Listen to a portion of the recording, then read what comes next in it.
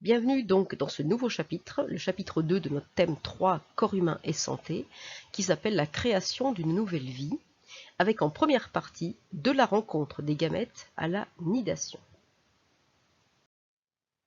Dans le chapitre précédent, nous avions vu que l'homme et la femme passaient donc par une phase qu'on appelait la puberté, au cours de laquelle il avait acquis sa maturité sexuelle, c'est-à-dire la capacité à fabriquer des gamètes et des gamètes fécondants. L'homme fabrique donc des spermatozoïdes, des cellules allongées, faites de 3 parties, une tête, une pièce intermédiaire et un flagelle, donc des cellules autonomes. Et la femme libérait donc des grosses cellules ovoïdes, d'accord, à peu près de 100 micromètres de diamètre, entre 60 et 100 micromètres de diamètre, et que cette cellule ovoïde s'appelle l'ovule. Elle est libérée au 14e jour du cycle, vous avez l'animation ici à gauche. N'oubliez pas que cet ovule ne sort pas tout seul, il sort donc expulsé sous l'effet de la pression du liquide libéré par les cellules folliculaires dans le follicule de Graaff, et donc l'ovule sort entouré de cellules folliculaires, et il est capté, vous le voyez dans l'image actuellement, par le pavillon de la trompe utérine. Le principe de ce chapitre est un petit peu différent des précédents. Vous allez donc copier le titre général, par exemple, du grand 1, où se fait la rencontre des cellules sexuelles, du petit 1, le trajet donc des spermatozoïdes dans les voies génitales de féminine, et ensuite vous allez faire les exercices qui sont dans les documents que vous avez dans Pronote. Alors, les exercices sont toujours une lecture de document. Alors, on va travailler les compétences, à la fois donc utiliser le cours, légender des schémas, utiliser un texte, justifier, et puis après on va aller vers des choses un peu plus compliquées, comme se rappeler un petit peu de la façon dont on pose un problème, dont on émet une hypothèse, dont on fait une expérience, dont on l'analyse, etc., etc. Donc on va essayer de travailler les compétences aussi dans les vidéos. Alors, dans cette première partie, qui va vous permettre de comprendre quel est le trajet des spermatozoïdes dans les voies génitales féminines, eh bien vous avez un document qui est le suivant. Il vous dit, ce document, que lors d'un rapport sexuel, quelques millilitres de sperme sont déposés au fond du vagin. Donc ces millilitres contiennent près de 500 millions de spermatozoïdes. Près de 99% d'entre eux, donc ceux qui présentent des anomalies, sont aussitôt arrêtés par les sécrétions situées à l'entrée du col de l'utérus. Vous avez vu que finalement il y a un tri qui se fait à l'entrée donc des voies génitales féminines.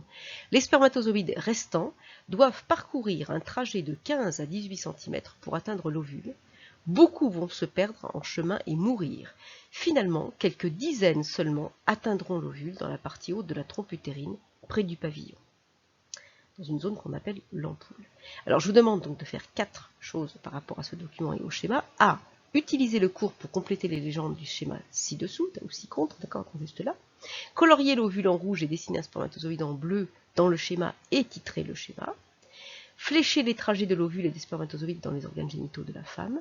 Et enfin, utiliser le texte pour dire si la fécondation est, dans ce cas, interne ou externe, et justifier votre réponse.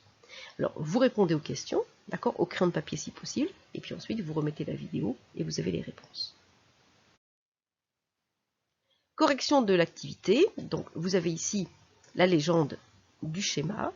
Donc j'ai utilisé mon cours pour ajouter les mots vulve, vagin, col de l'utérus, ovaire, ovule, trompe ou trompe utérine, l'utérus avec donc ces 3 parties, le muscle, la muqueuse et la cavité quand on va de l'extérieur vers l'intérieur de l'organe, et puis donc le pavillon de la trompe. Alors vous voyez aussi que j'ai dessiné un ovule en rouge ici, d'accord, je l'ai colorié en rouge, et j'ai mis une petite flèche rouge pour indiquer le trajet de l'ovule. Effectivement, l'ovule sort de l'ovaire et va donc dans la trompe utérine, comme vous l'avez vu dans la petite animation tout à l'heure. J'ai aussi donc légendé la partie correspondant au spermatozoïde. Donc j'ai dessiné un spermatozoïde en bleu, comme on me l'a indiqué dans le texte, au fond donc du vagin avec son flagelle. Évidemment, les échelles ne sont pas respectées. Et puis j'ai rajouté mes petites flèches bleues pour montrer que le spermatozoïde doit se diriger donc vers l'ovule. Et je n'oublie pas ma légende. J'ai mis en titre schéma de la rencontre entre l'ovule et le spermatozoïde. Voilà. Donc on se rend compte qu'effectivement, les spermatozoïdes sont des cellules qui vont devoir affronter quand même des épreuves assez importantes.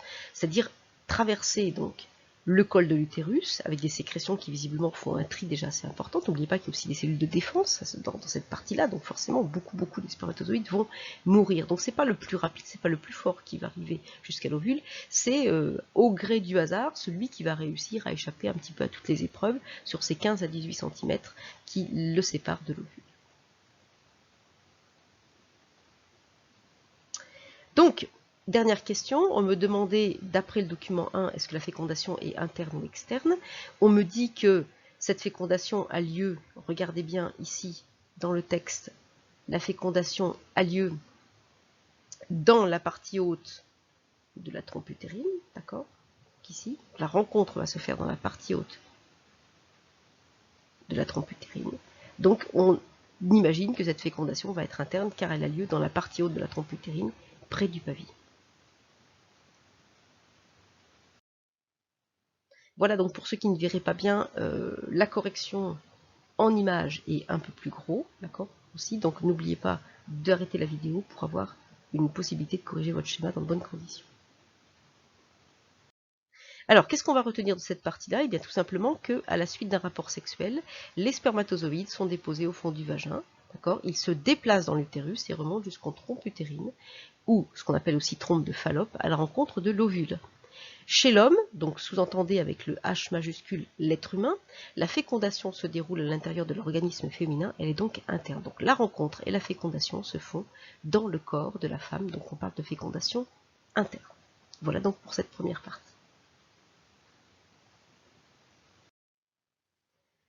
Deuxième sous-paragraphe dans notre grand 1, c'est la période féconde de la femme. À quel moment finalement cette fécondation va-t-elle pouvoir avoir lieu? Même principe, vous avez un document et des questions. Le document vous dit que la période féconde est la période pendant laquelle un rapport sexuel peut être suivi d'une fécondation. La durée de vie des spermatozoïdes est de 3 à 5 jours dans les voies génitales de la femme, et la survie des ovules est de 36 à 48 heures après l'ovulation. Avec ce texte et le schéma, je vous demande de faire deux choses. D'abord d'utiliser le texte pour compléter la phrase qui est en dessous, et de colorier en jaune la période féconde dans le schéma, évidemment de mettre une légende, et puis de me dire combien de temps dure cette période féconde dans le cas de notre exemple. Vous arrêtez la vidéo, vous faites vos exercices, et après on corrige.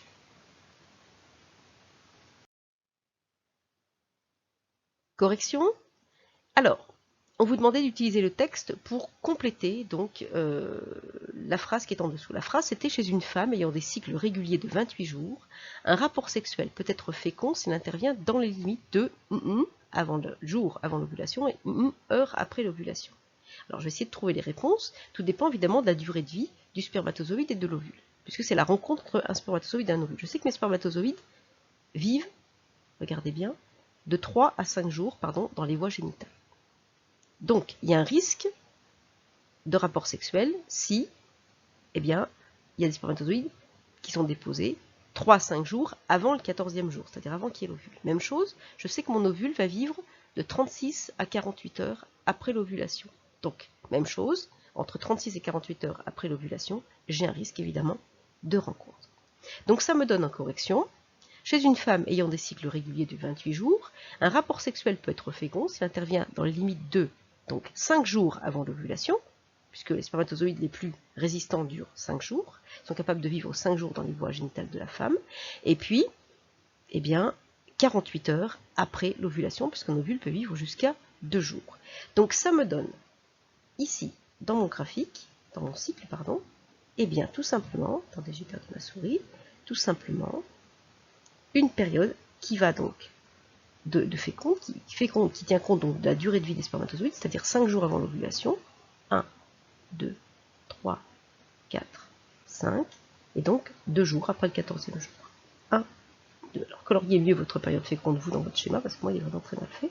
Donc ça me donne une période féconde en jaune ici, qui va environ du 9e jour au 16e jour, d'après, évidemment, mon exemple, hein, parce qu'il faut une femme qui ait des cycles réguliers de 28 jours. Pas forcément le cas si vous avez des cycles plus courts ou des cycles plus longs. Donc là, on est dans une moyenne, dans un principe, hein, que vous comprenez bien comment ça fonctionne. Donc dans ce cycle féminin de 28 jours, ça fait quand même une grande période au cours de laquelle vous pouvez tomber enceinte. Alors, je n'oublie pas évidemment de mettre ma légende, très important. Voilà, donc là je marque période féconde. Et dans le cas de mon exemple, eh bien, cette période féconde, eh bien, elle dure effectivement 8 jours. Si je compte bien, ça me fait 1, 2, 3, 4, 5, 6, 7, 8. Du 9e au 16e compris. Voilà pour la correction de cette deuxième partie.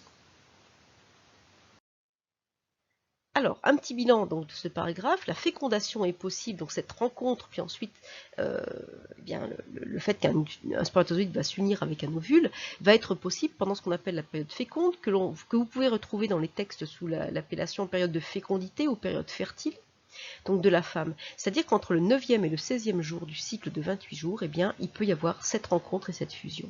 Alors, la fécondation, cette période féconde va être déterminée par la durée de vie moyenne des deux gamètes, c'est-à-dire du spermatozoïde et de l'ovule. Regardez, je vous ai fait un petit schéma très simple en dessous. Vous montrez donc cette période féconde ou période de fécondité. Donc là, on a le premier jour des règles qui est ici, le jour 1, d'accord? Et là, on a donc la fin du cycle. Donc le 28e jour, ça c'est le premier jour des règles. Les règles durent en moyenne 5 jours. Regardez bien, donc l'ovulation intervient au 14e ici.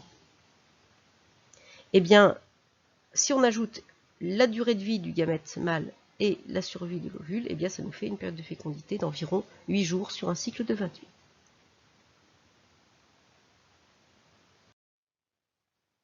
Deuxième partie, où et comment se déroule cette fécondation? Alors on va s'intéresser d'abord à l'ovule, qui est donc cette cellule à féconder.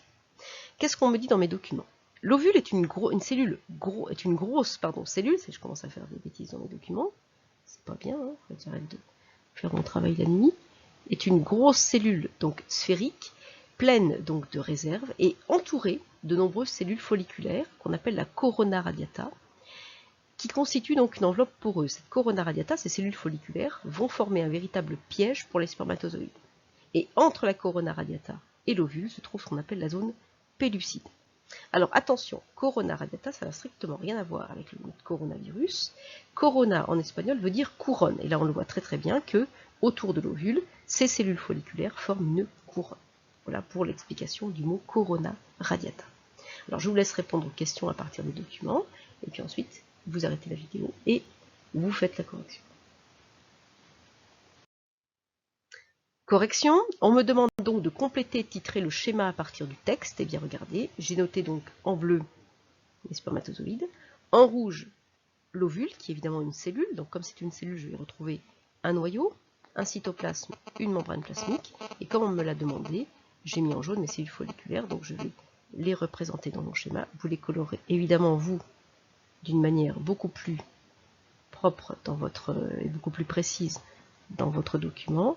Donc vous coloriez en jaune toutes ces cellules folliculaires qui sont là. Voilà. Donc c'est facile, prenez votre feutre et puis vous coloriez donc cette couronne de cellules folliculaires en jaune.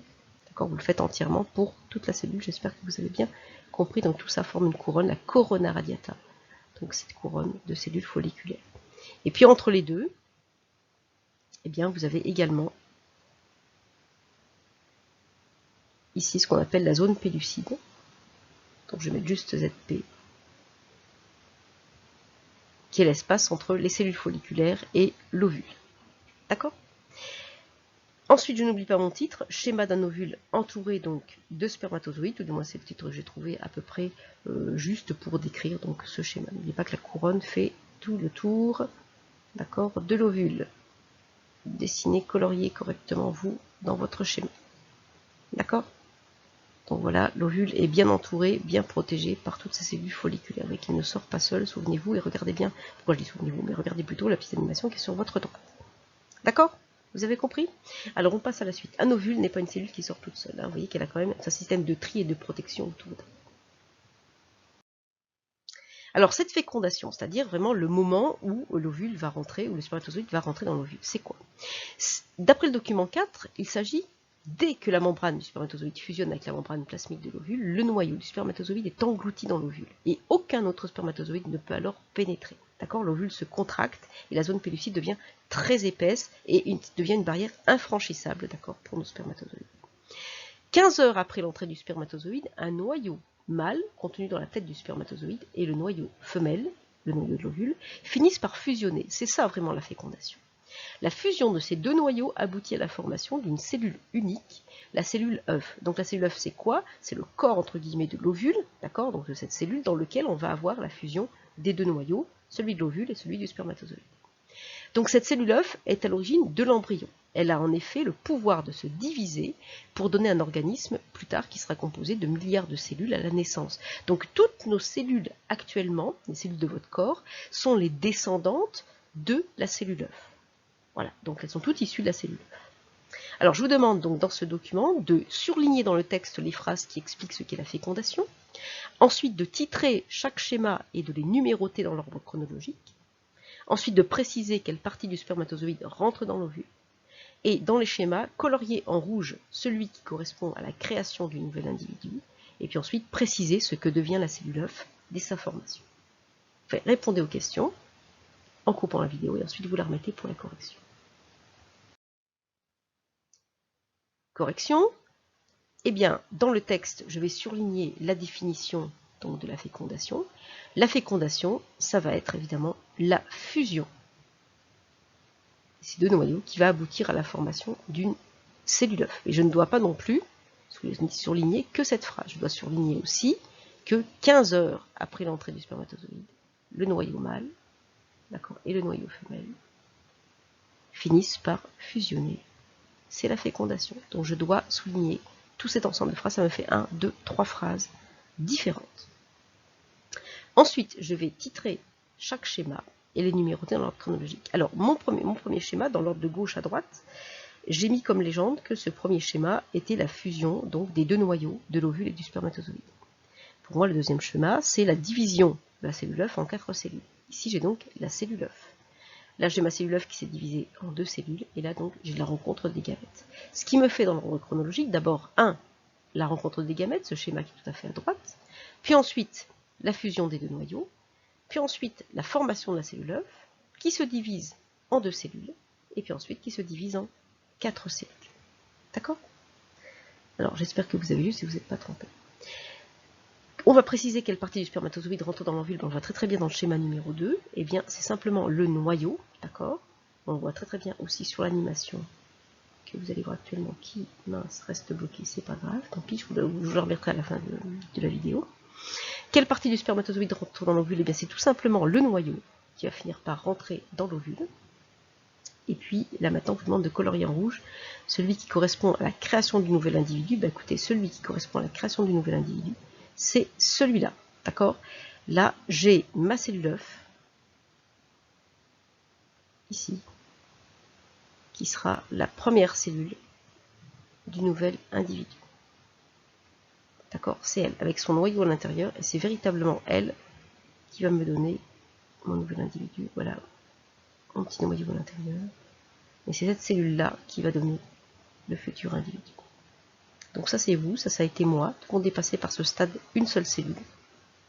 C'est la cellule œuf. Elle est donc à l'origine de toutes les cellules de votre corps. C'est donc une cellule avec un pouvoir de division très important. Voilà. Ensuite, dernière question. Précisez ce que devient la cellule œuf dès sa formation. Eh bien, la cellule œuf se divise et devient un embryon, puis un fœtus, puis un nouvel individu. Et comme on vous le dit dans le texte, composé de milliards de cellules à la naissance. Déjà.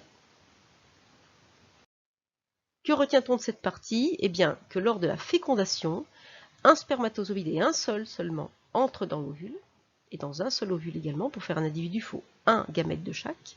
Le noyau du spermatozoïde fusionne avec celui donc de l'ovule, et le résultat est la formation dans la cellule œuf, première cellule du futur bébé. Alors attention, parfois, vous pouvez trouver aussi le terme de zygote. D'accord? Donc je vous l'ai mis là, en bleu et puis entre parenthèses, que vous ne soyez pas surpris si vous entendez parler de zygote. Alors le zygote c'est quoi? Ben, écoutez, c'est ça, hein. C'est tout simplement la cellule œuf qui est là. Donc là je vous la dessine, cette cellule œuf, avec sa membrane autour, la zone pellucide, mais ça c'est la cellule œuf, avec son noyau, hein, qui dans le schéma est en violet, parce que ce sera le résultat de la fusion du noyau entre guillemets bleu du spermatozoïde dans l'image, et du noyau rouge entre guillemets dans l'image également.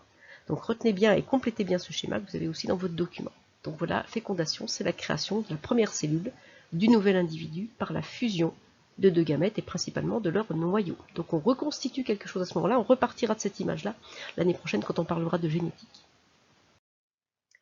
Alors, que va devenir cette cellule œuf? Maintenant qu'on sait où a lieu la rencontre, d'accord?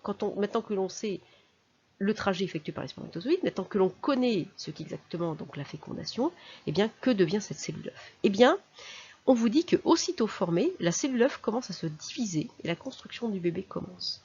6 jours après la fécondation, l'embryon arrive dans l'utérus. Sa muqueuse à cet utérus est alors très épaisse, riche en vaisseaux sanguins et en glandes nourricières. L'embryon se fixe sur cette muqueuse et s'y enfonce complètement. C'est ce qu'on appelle la nidation. Cette nidation est généralement terminée le 14e jour après l'ovulation, c'est-à-dire le jour où devraient normalement revenir les règles. Donc vous avez à votre disposition un schéma et vous avez donc 6 questions. Première question, c'est utiliser le texte et le schéma pour décrire en détail le trajet de la cellule œuf et sa transformation. Deuxième question, on vous demande de donner le nom du futur embryon au 4e jour après la fécondation. Troisième question, expliquer ce qu'est la nidation. Ensuite, préciser quand cette nidation débute, c'est-à-dire quand elle débute. Ensuite, dire quand une femme sait qu'elle est enceinte, c'est-à-dire combien de temps après la fécondation, et expliquer en dernière question comment est-ce qu'elle va savoir qu'elle est enceinte, c'est-à-dire quel signe va lui indiquer qu'elle est enceinte. Répondez aux questions, utilisez le document, vous pouvez aussi donc évidemment écrire sur le document, et puis écrire dans le schéma, bien sûr, compléter le schéma, et puis on se retrouve juste après pour la correction. Correction. Donc on vous demandait d'utiliser le texte et le schéma pour décrire en détail le trajet de la cellule œuf et sa transformation. Vous pouviez le faire à l'écrit ou à l'oral. Eh bien, je vais vous donner donc la réponse à l'oral, tout simplement.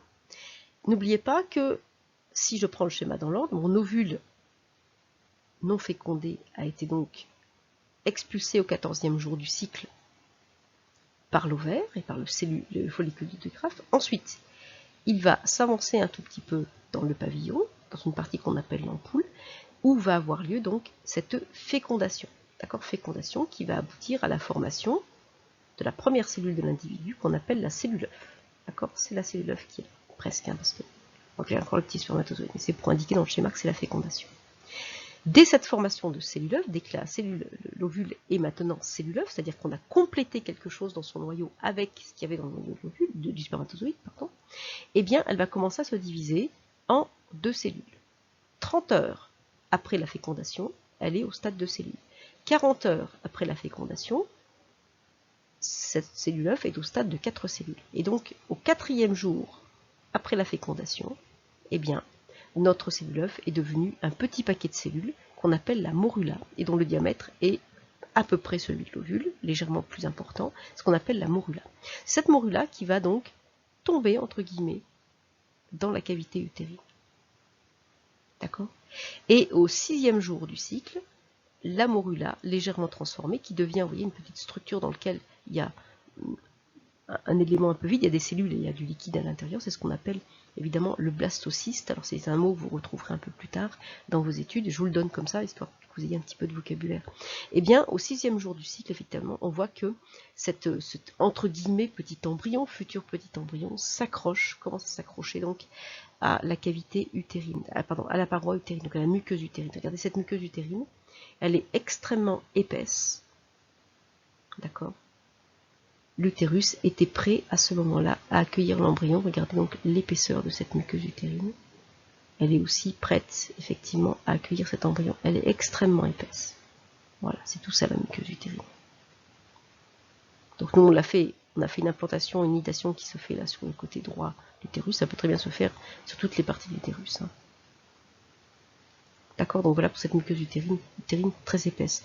Au 7e jour, la nidation se poursuit. Donc l'embryon s'enfonce de plus en plus à l'intérieur de la muqueuse jusqu'à s'être complètement nidifié. Il est là, il est carrément à l'intérieur, regardez, de la muqueuse utérine.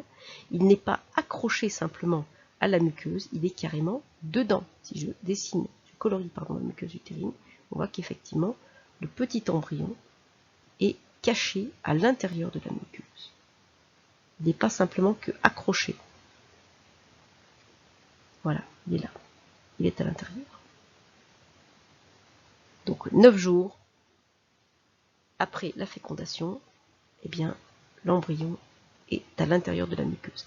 Alors c'est ce que je vais dessiner moi là par exemple en bleu, légèrement en bleu, le ciel, ici, c'est le futur placenta. C'est-à-dire le futur lien nutritif et respiratoire entre la mère et l'enfant, qui va être fabriqué évidemment, on le verra dans la partie suivante du chapitre, en concordance entre la mère et l'enfant, donc en communication avec les deux. Alors, voilà donc pour la transformation de cette cellule œuf qui va subir donc en 9 jours énormément de transformations. Le nom du futur embryon au 4e jour après la fécondation, bah écoutez, vous l'avez ici, c'est la morula, d'accord? Donc son diamètre est d'environ 120 micromètres. L'anidation, eh bien d'après mon document, c'est lorsque l'embryon se fixe à la muqueuse utérine et s'y enfonce. D'accord? Donc on voit bien l'embryon se fixe à la muqueuse utérine et s'y enfonce, et on vous dit que c'est l'anidation. Et puis, elle débute quand? Bah, écoutez, on le voit dans le schéma, elle débute 6 jours après la fécondation, au 6e jour du cycle ici. Voilà, vous avez un élément qui fait 300 micromètres de diamètre qui va, regardez bien, commencer à s'accrocher à la muqueuse utérine. On voit bien que c'est à partir de la fixation, d'accord? Et on vous le dit ici, 6 jours après la fécondation. Donc vous ne pouvez pas vous tromper, il y a le chiffre dans le texte et il y a le chiffre ici dans le schéma. Alors, quand une femme sait-elle qu'elle est enceinte, eh bien, elle saura si elle est enceinte environ 14 jours après la fécondation. Et là, j'ai pas mis là. Et puis, comment est-ce qu'elle va savoir qu'elle est enceinte? Eh bien, tout simplement, elle n'aura pas ses règles. Tout simplement. Alors, je vous ai mis un petit document pour que vous compreniez bien. J'ai remis dans ce document donc le premier jour du cycle ici, le 28e jour du cycle là, les règles ici en rouge du 2e cycle qui devraient donc recommencer. Je vous ai remis la durée de vie des spermatozoïdes, donc du 9e au 14e jour, et la durée de vie de l'ovule, donc entre le 14e et le 16e jour. La période de fécondité en violet. S'il y a une fécondation, c'est-à-dire si mon ovule est fécondé, à ce moment-là, la muqueuse utérine ici, sur laquelle je fais une croix, devient utile. Elle accueille quelque chose, puisque j'ai mon embryon qui est implanté. Donc le premier signe qui va montrer qu'une femme est enceinte, c'est qu'il n'y aura pas les règles. Le cycle va s'arrêter. D'accord? Donc les règles ne vont pas apparaître parce que ici dans ma première croix, j'ai un petit embryon qui est implanté dans la muqueuse. Donc la première chose qui va lui montrer qu'elle est enceinte, c'est que ces règles, 28 jours après le début des autres, des précédentes, n'arriveront pas. Alors, on fait le bilan en images. Pour récapituler. Alors attention, c'est parti.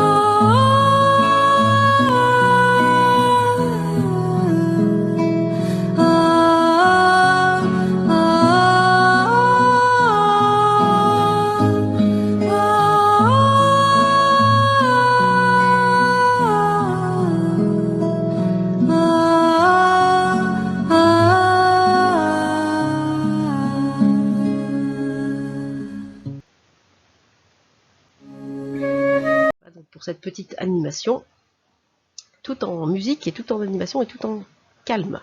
Vous avez vu donc finalement que fabriquer une vie, c'est quelque chose quand même qui est absolument extraordinaire. Hein. C'est quelque chose qui marche chez vous à 99% si c'est le bon moment. Donc il faut quand même être extrêmement prudent. On parlera des moyens de contraception donc ensuite. Vous avez vu que c'est vraiment une rencontre, c'est un instant magique. La probabilité qu'un spermatozoïde arrive jusqu'à l'ovule puisse survivre est absolument extraordinaire, puisque c'est quand même qu'une petite cellule. hein, qui fait 70 micromètres à peu près de long et qui est autonome. La distance qu'elle parcourt entre le col de l'utérus et l'ovule correspondrait pour un être humain à la distance entre la Terre et la Lune. Donc si le coin des biologistes qui ont fait cette magnifique petite vidéo ont mis cette musique aussi douce, c'est parce que vraiment il y a un instant un peu magique à ce moment-là. Donc cette cellule microscopique qui fait 100 micromètres de diamètre et qui est le fruit de la fusion entre deux cellules, c'est-à-dire entre un spermatozoïde et un ovule. Cette cellule œuf va subir toute une série de transformations jusqu'à devenir évidemment un embryon et puis ensuite une nouvelle vie. Donc je vous invite à revoir plusieurs fois cette petite vidéo, d'accord, faite donc par le point des biologistes, qui vous résume bien. Il y a un peu plus de vocabulaire qu'en quatrième, mais c'est pas mal des fois d'avoir un peu plus de vocabulaire.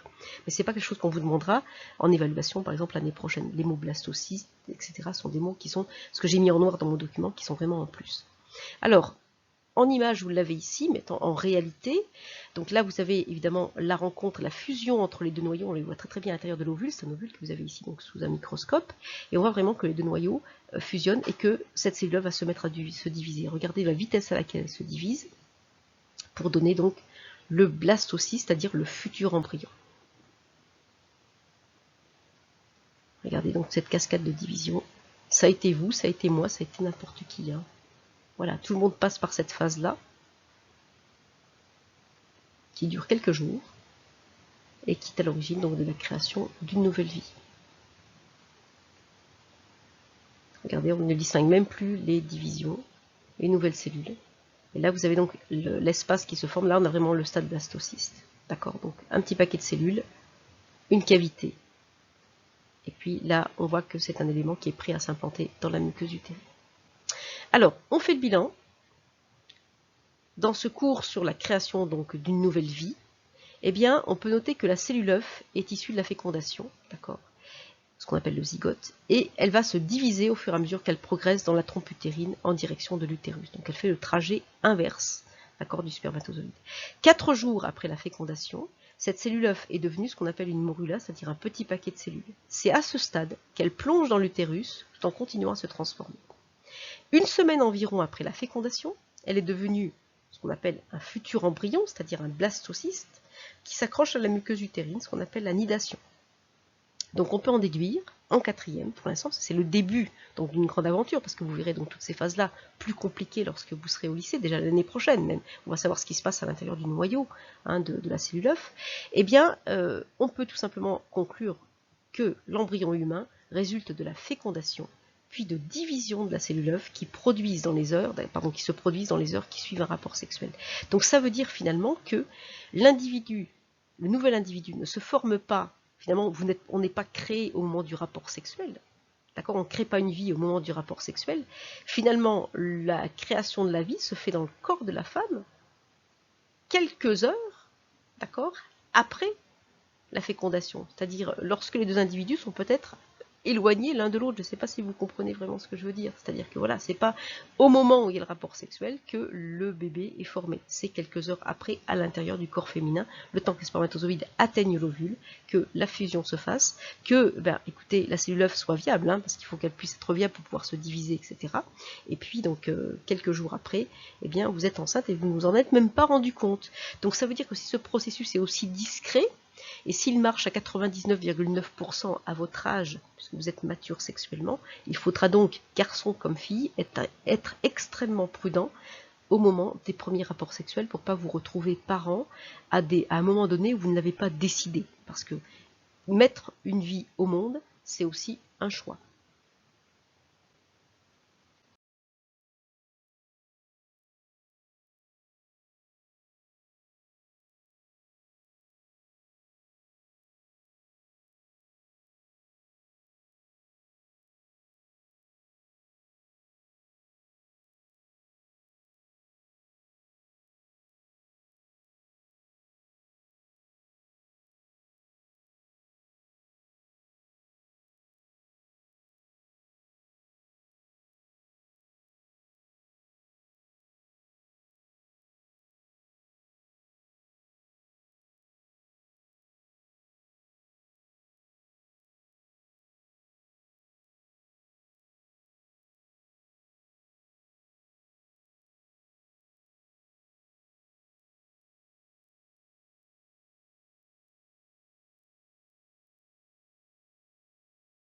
Alors, j'espère que cette vidéo vous a été utile. On a travaillé un peu plus les compétences. Il y aura dans ces vidéos un peu plus d'exercices à partir de maintenant, puisqu'on reste confiné quand même assez longtemps, donc il faut quand même travailler ses compétences. C'est compliqué de faire des évaluations par contre, parce qu'on ne sait pas dans quelles conditions vous les faites.